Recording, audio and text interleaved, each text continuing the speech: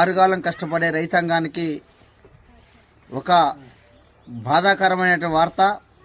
పండించుకోవడానికి పంటలు కష్టపడే అంత తత్వం ఉన్నప్పటికీ కూడా ఆ సేలల్లో శెలకల్లో వేయడానికి యూరియా కొరత ఎన్నడూ లేని విధంగా గత పాలకులను చూశాం. 60 సంవత్సరాల చరిత్రలో కూడా మొట్టమొదటిసారి రైతుల కళ్ళల్లో నీళ్ళను చూస్తూ ఉన్నాం. 3 మంత్రులు ఉన్నటువంటి ఈ జిల్లాలో ఈ రాష్ట్రానికి ఉన్నటువంటి ముఖ్యమంత్రి రేవంత్ రెడ్డి కూడా ఈ రైతాంగం పట్ల చిన్నచూపు చూస్తూ ఉన్నారు. మొత్తం కూడా రైతుల మీద వివక్షత చూపిస్తూ ఉన్నారు. యూరియాని ఏనాడు లేని విధంగా ఇవాళ గ్రామాలలో సొసైటీల దగ్గర లేదా ఫెర్టిలైజర్ షాపుల దగ్గర బారులు తీరేటువంటి పరిస్థితి మనం చూస్తూ ఉన్నాం. ఈ రకంగా రైతులను ఇబ్బంది పెడుతున్నటువంటి ప్రభుత్వాలు ఎద్దేడిసిన వ్యవసాయం రైతేడిసిన నాగలే అన్నట్టుగా ఏనాడు కూడా పాలకుల విధానాల పట్ల రైతుల పట్ల వ్యతిరేకత చూపిస్తే రైతులు మొత్తం కూడా ముక్త కంఠంతోని తిరగబడినటువంటి రోజులు చరిత్రలు కూడా గత పాలకులు చూశారు. మొత్తం కూడా పాలకులు సమపాలన చేయట్లేదు, రైతుల పట్ల వివక్షత చూపిస్తా ఉన్నారు.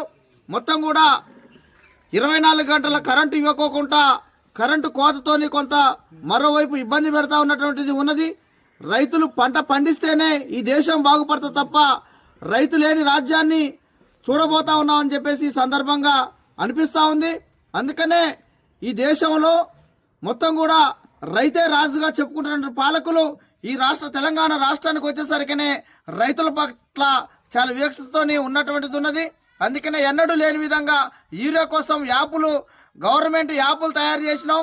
మీ గ్రామంలో మీ ఇళ్లలో యాప్లు పెట్టుకోండి, మొబైల్ ద్వారా యాప్ల ద్వారా మీ ఇంటికే యూరియా వస్తుందని చెప్పేసి అంత దుర్మార్గంగా మాట్లాడుతున్నటువంటిది ఉన్నది. ఒక రైతు ఆరుగాలం కష్టపడే రైతుకు యాప్ల ద్వారా ఫోన్లు, ఇదొక సాకు ఏంటంటే ఆ రైతు యాప్ లేదు, యాప్ కావాలంటే అతను ఫోన్ కొనుక్కోవాలంటే ఒక 20-25 వేలు ఖర్చు చేయాలి.